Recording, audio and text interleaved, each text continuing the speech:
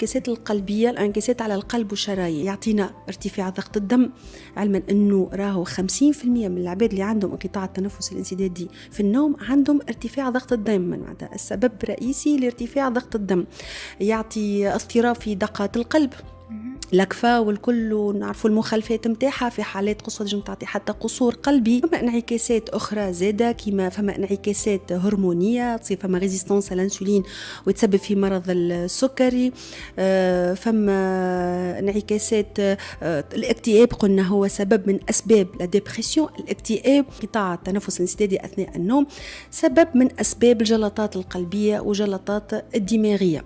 راهو فما دي جون دو 35 عملوا جلطات دماغية بسبب المرض هذا.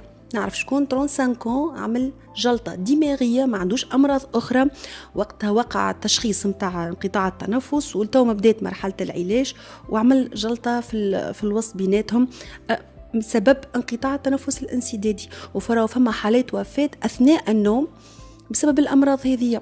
دونك لهنا نشوف الخطورة، فهمت، خطورة على حياتنا متاع المرض هذاك. علاش نرجع نقولوا انه الشخير فو با لو باناليزي، راهو يجم يكون معناتها سبب يخلينا نكتشفوا الامراض هذه اللي تجم تكون خطيره على حياتنا.